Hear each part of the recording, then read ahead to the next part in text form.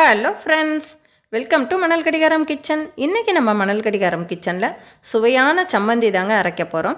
இந்த சம்மந்தி சோறு, சாம்பார் சோறு, ரசம் சோறு, இட்லி, தோசை எதுக்கு வேணாலும் தொட்டு சாப்பிட்டுக்கலாம். அது மட்டும் இல்லைங்க, இன்றைக்கி என்ன குழம்பு வைக்கிறதுன்னு நமக்கு ஒரு யோசனை வரும்ல, அந்த சமயத்தில் சின்ன வெங்காயம், காஞ்ச மிளகா, புளி, தேங்காய் இருந்தால் போதும். நல்ல சுவையான சம்மந்தி சட்டுன்னு செஞ்சு முடிச்சிடலாம். இது சத்தானதும் கூட. வாங்க இந்த சம்மந்தி எப்படி அரைக்கிறதுன்னு வீடியோவில் பார்க்கலாம்.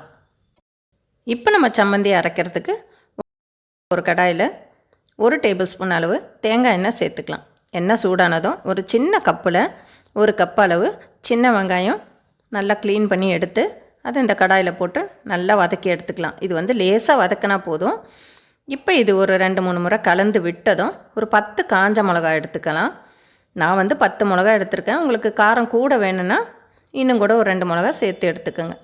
இப்போ இதையும் சேர்த்துட்டு லேசாக 2 முறை நல்லா கலந்து விட்டதும் ஒரு எலுமிச்சம்பழம் சைஸு புளி எடுத்து அது தோல், கொட்டை இதெல்லாம் எடுத்துட்டு நல்லா க்ளீன் பண்ணி அதையும் சேர்த்துக்கலாம். சேர்த்துட்டு இதெல்லாம் கொஞ்சம் நேரம் கலர் மாறாமல் வதக்கி விட்டுக்கலாம். இதெல்லாம் வெங்காயம் வேகணும்னு அவசியம் இல்லைங்க. இந்த பச்சை வாசனை போகிற அளவுக்கு வதக்கினா போதும். அப்போ தான் கெட்டு போகாமல் இருக்கும். இப்போ நல்லா வதங்கி வந்தாச்சு. இப்போ இதெல்லாம் எடுத்து ஒரு தட்டில் கொட்டி நல்லா ஆற வச்சுக்கலாம். இது நல்லா ஆறினதும் மிக்ஸி ஜாரில் சேர்த்து அரைச்சி எடுக்க போகிறோம். நல்லா ஆறி வந்துருச்சு. இப்போ நம்ம இதெல்லாம் மிக்ஸி ஜாரில் சேர்த்து அரைச்சி எடுத்துக்கலாம். இப்போ நம்ம புளி, சின்ன வெங்காயம், காஞ்ச மிளகா சேர்த்தாச்சு. இது கூடவே நான் ஒரு மீடியம் சைஸ் உள்ள தேங்காய், ஒரு தேங்காய் எடுத்து துருக்கி வச்சுருக்கேன். இந்த தேங்காவை வதக்கணும்னு அவசியம் இல்லைங்க. அப்படியே இந்த மிக்ஸி ஜாரில் இது கூடயே இதையும் சேர்த்துக்கலாம். சேர்த்துட்டு ஒரு கொத்து கருவேப்பிலை சேர்த்துக்கலாம். கூடவே ஒரு துண்டு இஞ்சி இந்த மாதிரி பொடி பொடியாக கட் பண்ணி சேர்த்துக்கலாம். இப்போ இது கூடவே 2 டீஸ்பூன் சீரகம் சேர்த்துக்கலாம்.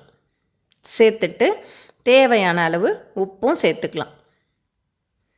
சேர்த்துட்டு கொஞ்சம் கூட தண்ணி சேர்க்காமல் 2 டேபிள் ஸ்பூன் அளவு தேங்காய் எண்ணெய் சேர்த்துக்கலாம். இந்த தேங்காய் எண்ணெய் சேர்த்து தாங்க இதை அரைக்க போகிறோம். தண்ணியே சேர்க்கக்கூடாது.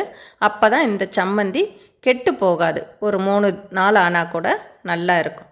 இப்போ இந்த மாதிரி அரைச்சி கொரப்பாக அரைச்சி எடுத்தாச்சு. தண்ணியே தேவைப்படாதுங்க. நான் சொன்ன இதே அளவுகளை ஃபாலோ பண்ணுங்கள். கரெக்டான பதத்துக்கு இருக்கும்.